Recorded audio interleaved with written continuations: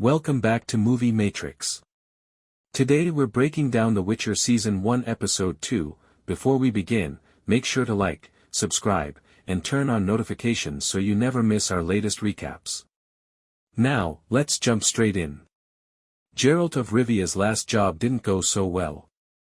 After reluctantly killing Renfri and Blaviken, he was confronted by Stregobor, who reneged on the promised price of whatever you want by inciting the townsfolk into stoning Geralt until he left town. So it's back on the road again, looking for an odd job that'll put a little coin in his pocket. And it's not long before he steps into a tavern and encounters another misfit, a wayward bard whose music inspires the jeering patrons to toss vegetables at him. In a clever, revealing little character beat, the bard picks up the fresh veggies and saves them for later.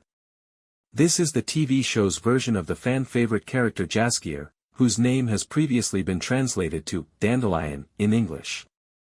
And when Geralt gets hired by a bar patron to find a demon who has been recently causing trouble, Jaskier decides to tag along and see if the Witcher's exploits might inspire a new song. And, honestly, I kind of dig this Hercules, the legendary journey's approach to Geralt's story, which seems to promise new wacky buddies and adventures in every episode. At the very least, it adds some color to Henry Cavill's Geralt, who tends to be a little one-note and monotone unless he's actively riffing with somebody. So Geralt rides off to confront the demon, who actually turns out to be a relatively harmless Sylvan, basically a person with a goat's head named Torque. After a brief scuffle, Torque ties up Geralt and Jaskier and takes them to his buddy, an elf named Filavandrel, sometimes hailed as the Elf King. The reality, however, doesn't befit that grandiose title. Filavandrel is in hiding in the wake of a human-led genocide of the elves, which is described euphemistically as the Great Cleansing. Of course, Geralt continues to insist that he's not a human, and he's more than happy to move along without turning this ragtag crew over to its tormentors. And just like the premiere, Geralt basically has one piece of advice when he meets somebody in a bad situation: run away and make a new life someplace else. It's a philosophy that speaks to Geralt's life as a nomad, but it's also totally unrealistic for most people, who are understandably attached to their homes.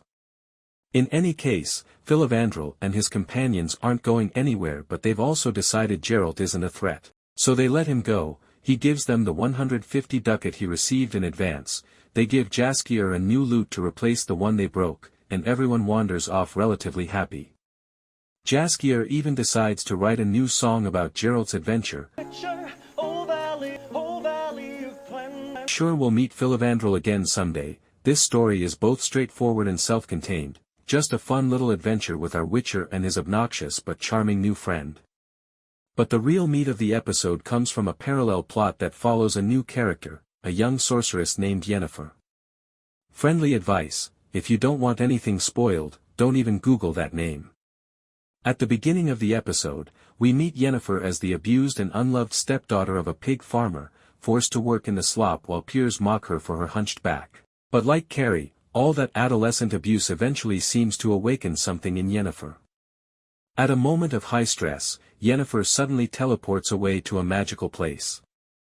A friendly young man named Istrid sends her right back. But it isn't long before a mysterious and glamorous sorceress named Tissaia de Vries, having sensed Yennefer's raw power, arrives and buys her away from her stepfather for the 4 marks that give the episode its title. In rapid succession, maybe a little too rapid, Yennefer learns the ins and outs of life at the Witcher equivalent of Hogwarts. When she first arrives, she attempts suicide, taking her stepfather's cruelty as a sign that no one will ever love her.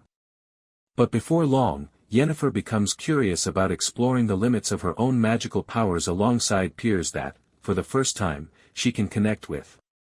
They levitate rocks and read each other's minds and catch lightning in bottles until Tissaia decides it's time to figure out which of the girls should ascend. Yennefer's final test, which seems to be the real test, is all about manipulation.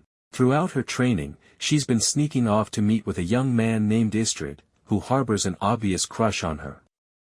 As they meet again, Yennefer reveals that Tissaia has discovered the affair and plans to send her away. In a fairly clumsy bit of exposition, Yennefer also reveals that her real father was an elf who died in the Great Cleansing.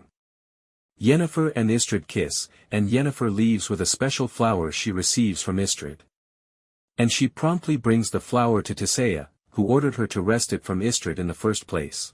Yennefer watches, and eventually helps, as Tissaia gives several of her peers another hard lesson, turning them into electric eels in service of a greater magical power.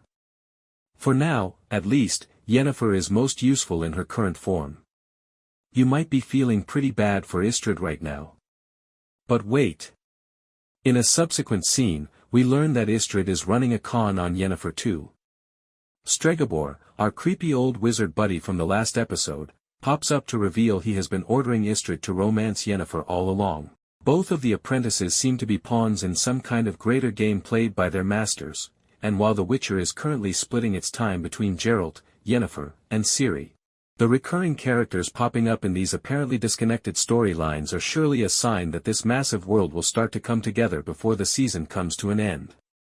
If you enjoyed this breakdown, make sure to like, subscribe, and ring the bell icon so you don't miss the next one. Until next time, this is Movie Matrix, where we explain your favorite shows, one galaxy at a time.